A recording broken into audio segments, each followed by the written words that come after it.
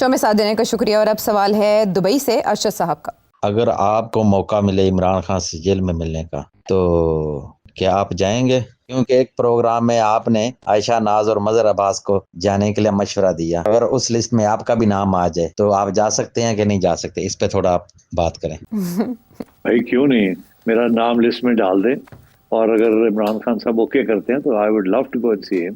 اپنے first hand جا کے دیکھیں حالات کیا ہیں، ان کی ویوز کیا ہیں. اس سے بہتر کیا ہو سکتا ہے ایک جرنلسٹ کے لیے. I would love to do that. اور میں آنیسٹلی آپ کو بتاؤں، مظہر عباس صاحب جینیونلی بہت زبردست جرنلسٹ ہیں، انڈیپینڈنٹ جرنلسٹ ہیں. وہ اپنی رائے جو ہے وہ کسی سے انفلوئنس نہیں ہوں گے. اگر ان کو موقع مل گیا وہاں جانے کا اور دیکھنے کا تو he'll give you a very good report.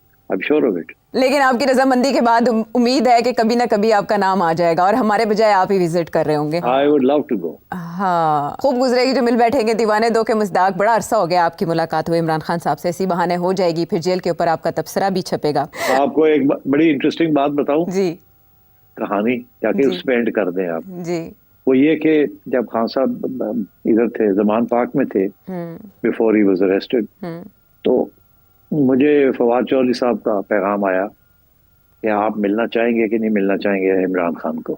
اچھا یہ آج میں آپ کو بتا رہا ہوں. ہاں تو میں نے فواد سے کہا کیوں نہیں، میں ملنا چاہوں گا. تو انہوں نے کہا اچھا چلو میں پھر انتظام کرتا ہوں. تو میں دیکھتا ہوں کہ خان صاحب، اس کے بعد پیغام آیا کہ خان صاحب وانٹس، وہ کہتے ہیں ہاں ٹھیک ہے مل لیں، میں بھی ملنا چاہوں گا. مگر ہوا یہ کہ پی ٹی آئی کے کچھ لوگ ہیں جو کہ جسے کہتے ہیں نا more loyal then the king, انہوں نے سونگ لی یہ بات اور انہوں نے ٹویٹ کرنا شروع کر دیا کہ سیٹھی بیگ کر رہا ہے کہ میں عمران خان کو ملوں اور عمران رضامند نہیں ہے. تو سیٹھی جو ہے وہ منتیں کر رہا ہے. تو پھر میں نے کہا کہ یار رہن دیو، پھر اگر تسی اس طرح کرنا ہے، میں نے کوئی منت نہیں کی، تو آپ کی طرف سے مجھے آئی تھی کہ آپ ملنا چاہیں گے کہ نہیں. تو میں نے کہا ہاں. تو آپ یہ پی ٹی آئی والے پھر شروع ہو گئے ہیں، ان کو جو موقع ملتا ہے وہ کسی چیز کو چلنے نہیں دیتے اور کوئی نہ کوئی کنسپریسی تھیوری اس میں ڈال دیتے. تو then I said to Fawad, I said یار رہنے دیو، میں اسی گندے ہی چنگے، اسی دور بیٹھے ٹھیک چنگے ہیں. چلے ماضی میں فواد چودھری صاحب تھے، اب تو راجہ صاحب ہیں، سلمان اکرم راجہ صاحب، وہ تو کروا سکتے ہیں انتظام. نام آپ کا وہ بیچارے خود نہیں ملاقات کر سکتے تو میری کتنے کرا گے. ویلکم بیک ٹو دی شو. اب آپ کے بہت سے سوالات، جن میں سب سے پہلے ایک ایسے ویور جنہوں نے اپنا نام نہیں بتایا لیکن سوال بڑے کام کا. میرا آپ سے بے نظیر انکم سپورٹ پروگرام کے اوپر ایک کوسچن ہے. میری رائے میں اس کے دو نقصانات ہیں. ایک نقصان تو یہ ہے کہ بہت سارے لوگ جو کام کرنے کے قابل ہیں، ان کو جب یہ فری میں سپورٹ ملتی ہے تو وہ کام کرنا نہیں چاہتے. دوسری یہ ہے کہ بہت ساری سیاسی پارٹیاں جو ہے وہ اپنا ووٹ بینک بڑھانے کے لیے اس پروگرام کو بھی یوز کرتے ہیں. آپ ذرا اس کے اوپر تھوڑا سا روشنی ڈالیے گا کہ کیا یہ پروگرام واقعی جو ہماری پبلک ہے اس کے لیے کوئی فائدہ مند ہے، یا کہ صرف یہ ہمدردیاں سمیٹنے اور خام خواہ جو ہماری پبلک ہے اس کو بیکار کرنے کے لیے استعمال ہوتا ہے؟ جی مہربانی. عرض یہ ہے جی کہ یہ جو پروگرام ہے اس کے پیچھے جو فلسفہ ہے کہ ڈائریکٹ کیش گرانٹ دینی چاہیے لوگوں کو، ان کی جو غربت ہے اس کو دور کرنے کے لیے یا ان کی سہولت کے لیے.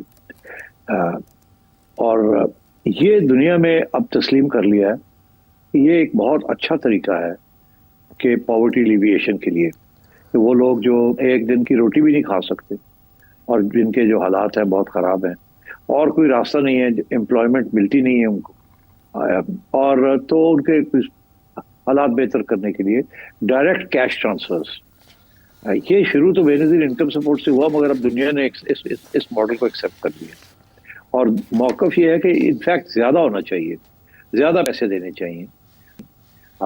اس کا آپ سمجھیں کہ ایک قسم کی انشورنس ہے، ایک قسم کی جیسے نیشنل ہیلتھ سروس ہے یو کے میں کہ آپ کو ہیلتھ فری ملتی ہے.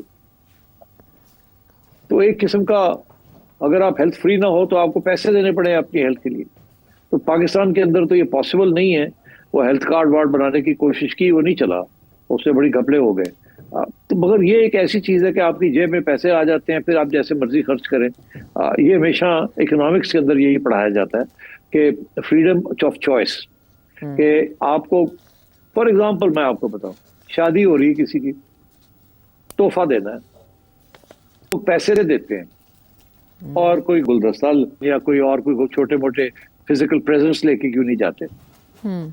یہ اس لیے کیونکہ جب پیسے دیتے ہیں تو جس کو پیسے ملتے ہیں اس کی پھر آزاد ہوتا ہے وہ کہ اس کو میں کیسے خرچ کروں، اس کے ساتھ اس کی بہتری، اس کی جو آؤٹ لک ہے، ویلفیئر جسے کہتے ہیں، وہ بہتر ہوتا ہے۔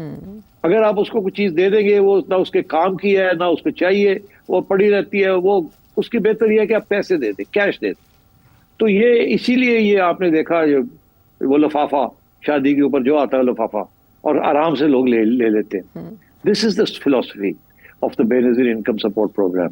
یہ نہیں ہے کہ جی لوگ کام نہیں کریں گے، یار ان کو تو پہلے ملازمت نہیں ملتی۔ پاکستان کے اندر 40% سے زیادہ انمپلائمنٹ ہے، لوگ پاورٹی لائن پہ ہیں، اور انمپلائمنٹ جو ہے وہ 20-30% سے اوپر جا رہی ہے۔ تو اس لیے یہ ایشو کہ جی وہ پھر کام نہیں کریں گے، یہ this is not, it doesn't work, یہ غلط ہے، ایسے نہیں ہوتا، کیونکہ پیسے بہت تھوڑے مل رہے ہیں۔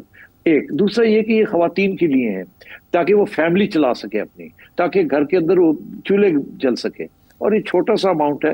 جو فلسفہ ہے وہ تو یہ ہے کہ اور زیادہ ہونا چاہیے یہ سپورٹ پروگرام، کیونکہ اور کوئی طریقہ نہیں ہے ان کے لیے، اسپیشلی ویمن، کیونکہ وہ کام گھر میں کرتی ہیں، اور اس لیے ان کو کوئی تھوڑی بہت اسپینڈنگ منی مل جاتی ہے جو کہ شاید ان کا بندہ جو ہے وہ نہیں لے کے لا رہا اس کی، اور پورے خرچے پورے نہیں ہو رہے، اور تھوڑی سی عورتوں کے مضبوط ہو جاتی ہیں ان کی آؤٹ لک، تاک چار پیسے ان کو مل جاتے ہیں۔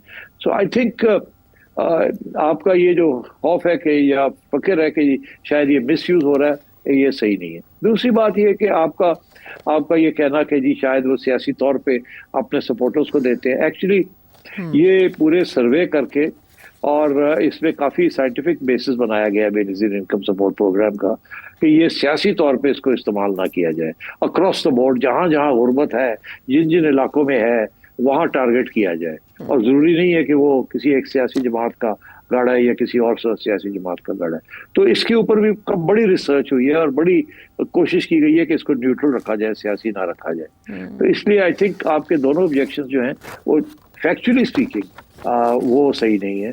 فیکچولی یہ ہے کہ یہ پولیٹیکلی جس حد تک نیوٹرل ہو سکتا ہے یہ نیوٹرل ہے، پہلی بات، اس از ناٹ بیسڈ اس ایک پارٹی کے حق میں یا دوسری پارٹی کے حق میں، اور دوسرا یہ ہے کہ یہ بہتر طریقہ ہے جو غریب لوگ ہیں ان کی تھوڑی مدد کرنے کے لیے۔ ٹھیک، اور اب سوات سے جہاں زیب، یہ جو پاکستان اور امریکہ کا جو رشتے ہے یہ کس حد تک محدود ہو سکتے ہیں؟ کیا یہ اس طرح رشتے بن سکتے ہیں جو حال ہی میں انڈیا اور امریکہ کا جو رشتے تھے، جو انڈیا کو ایک لاڈلے کے طور پر پیش کرتا تھا، جیسا انڈیا رشیا سے بھی تیل خریدتا تھا، ایران سے بھی خریدتا تھا، تو اس کو کچھ بھی نہیں تھا، لیکن اگر پاکستان خریدتا ہے تو اس کے اوپر سینکشن وغیرہ کا دھمکیاں ملتی تھی۔ تو اب تو وہ حالات نہیں ہے، لیکن کیا جو اب امریکہ اور پاکستان کا جو دوستی بن گیا، تو یہ جو ایران کا صدر کا جو دورہ ہے پاکستان آنے کا، تو جس طرح پاکستان نے بیان دیا ہے ایران کی جوہری پروگرام ہے اس کو سپورٹ کرنے کا اور اسرائیل کے خلاف کچھ باتیں کرنے کا، تو کیا پاکستان بھی اس طرح لاڈلا بن سکتا ہے یا نہیں؟ یہ کچھ بس وقتی طور دوستی ہے؟ جی یہ وقتی طور پہ دوستی ہے، پاکستان امریکہ کا لاڈلا نہیں بن سکتا، کیونکہ لانگ ٹرم میں پاکستان کے پاس کچھ نہیں ہے جو امریکہ کو دے۔ امریکہ کے شارٹ ٹرم انٹرسٹ ہیں، امریکہ اس ایریا سے چلا گیا ہے۔ آپ کو پتہ ہے پاکستان لاڈلا تھا امریکہ کا، کتنے سال، کتنے دہائیاں رہا، کیونکہ وہاں اس وقت ضرورت تھی ان کو پاکستان کی۔ اب ان کو ضرورت نہیں ہے پاکستان کی، اب ان کو دراصل انڈیا کی زیادہ ضرورت ہے چائنا کے خلاف کھڑا ہونے کے لیے۔ اس لیے یہ جو ابھی ہوا ہے یہ شارٹ ٹرم ہے۔ ابھی انڈیا کے ساتھ میرا یہ موقف ہے کہ انڈیا کے ساتھ تعلقات امریکہ کے پھر ٹھیک ہو جائیں گے، جیسے انڈیا کے امریکہ کے روس کے ساتھ ٹھیک ہوتے ہیں اسی وقت انڈیا کے ساتھ بھی ٹھیک ہو جائیں گے تجارت والے۔ اور یہ جو اس وقت جو پک اپ ہو رہی ہے، ارتھکویک آئی ہے انڈیا کے اندر، یہ آہستہ آہستہ آپ دیکھیے گا آگے جا کے یہ مسئلے حل ہونے شروع ہو جائیں گے، بیکاز امریکہ کا لانگ ٹرم دشمن جو ہے وہ چائنا ہے، اور لانگ ٹرم فرینڈ جو ہے جو چائنا کے خلاف ہے وہ انڈیا ہے۔ یہ نریندر مودی کا چائنا جانا اس سے کوئی فرق نہیں پڑتا کہ جی وہ ادھر جا رہا ہے وہ ادھر جا رہا ہے، نو، لانگ ٹرم میں China is the threat to America and the western world, اور سب کچھ جو کچھ ہو رہا ہے اس وقت یہ ٹیمپرری ہے۔ لانگ ٹرم انٹرسٹ جو ہے وہ وہی ہیں کہ چائنا کے خلاف محاذ بنایا جائے، اور اس محاذ کے اندر India is the only country اس ریجن کے اندر جو رول ادا کر سکتا ہے۔ ابھی بھی آپ نے دیکھا انڈیا نے بڑی چالاکی کی ہے، अपना इशारा करने के लिए कि हम अब पुराने एजेंडे के ऊपर कायम हैं। अभी ये चले गए थे ऑस्ट्रेलिया के अंदर मिलिट्री ड्रिल्स करने, और ये ऑस्ट्रेलिया वहाँ उन्हीं का हिस्सा है क्वाड का। तो आजकल क्वाड थोड़ा नीचे हुआ है, ये वापस इसकी अहमियत बन सकती है और बनेगी। इंडिया बेसिकली अपने लेवरेजिंग थोड़ी ज्यादा कर रहा है कि ज्यादा इंडिया अमेरिका बोली ना करे, मगर इंडिया के इंटरेस्ट जो है वो अमेरिका के साथ ज्यादा है अब, और किसी मुल्क के साथ नहीं है। वो रशिया वाले इंटरेस्ट अब खत्म होते जा रहे हैं। रशिया तो अब third largest fourth largest power भी नहीं है। तो अब बेसिकली ये जो जंग हो रही है उसके अंदर इंडिया को साइड लेनी पड़ेगी, और न्यूट्रल रहना बड़ा मुश्किल हो जाएगा उसके लिए। ठीक है, ये है पॉसिबिलिटीज़ इंडिया और अमेरिका के ताल्लुकात में, और ये जो अभी आर्जी है तातुल जो भी ब्रेक आया है, पाकिस्तान लाडला अमेरिका का नहीं बन सकता। वापस आते हैं हम एक ब्रेक के बाद।